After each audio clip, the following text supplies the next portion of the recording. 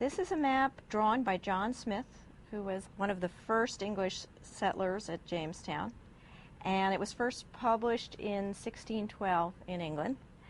Probably what's most interesting about the map is just to stop and think, who did it, who's it for, why is he doing it, what's he trying to do? It shows us the worldview of the maker, John Smith, who draws the map, and of the audience, the people in England, members of the Virginia Company, who are investors trying to make money off of this colony of Virginia, who want to hear back that this is a good investment. It's a good idea to start out with a few basic orienting things.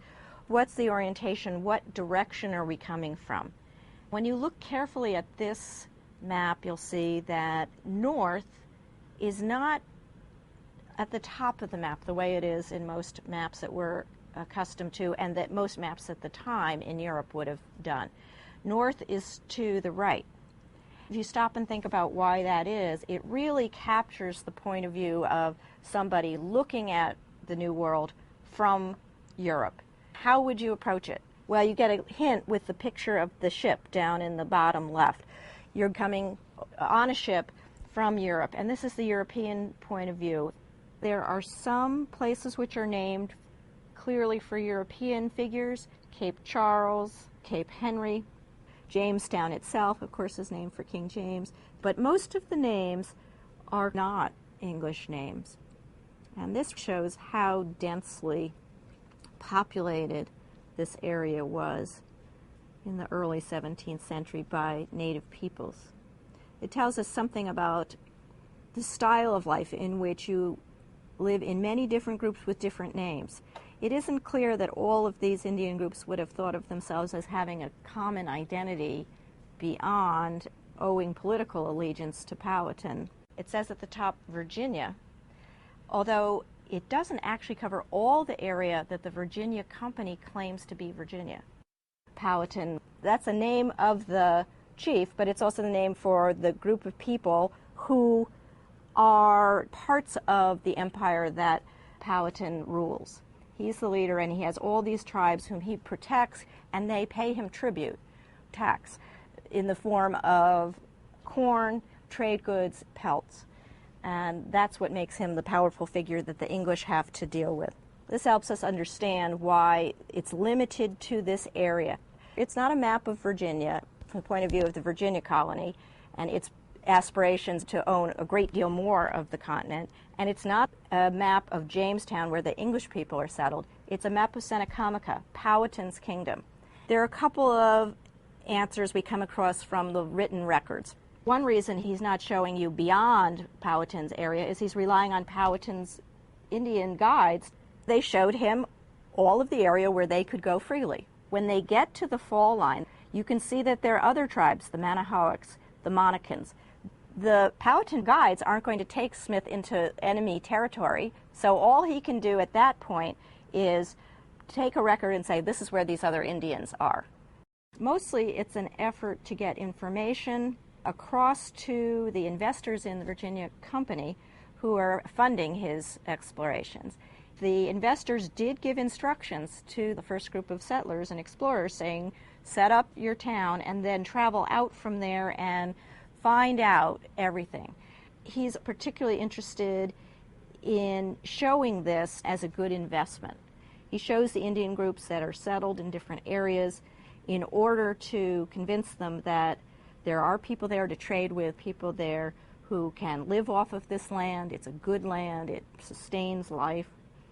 He's trying to give them information, but he's also trying to encourage them to invest more, to have faith in this colony, to support him and the other adventurers.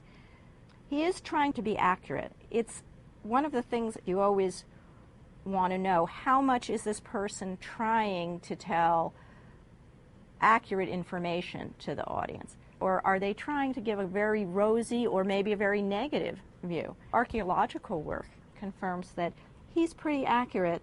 There seem to be villages where he indicates villages. Maps certainly have to do with laying claim to the territory. Among European powers, the country that has drawn a map of an area does that as part of saying, this is ours. Smith isn't entirely claiming this area. The English have already claimed it, although the Spanish had claimed it earlier. And as you can see from all the different groups, lots of people claimed it earlier. All these native groups, this is their land. Smith isn't really contesting at this point whether it's the Indians' land or not.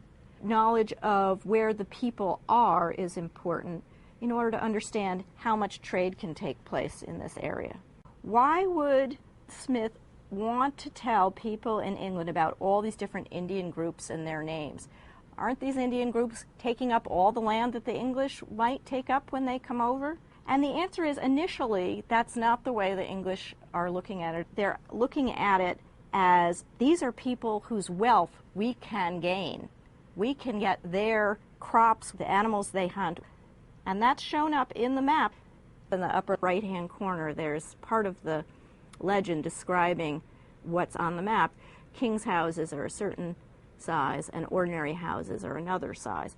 Smith is showing there are all these chiefs, and that means this is an important political unit. There must be some wealth here, and that's why this is a good place to settle.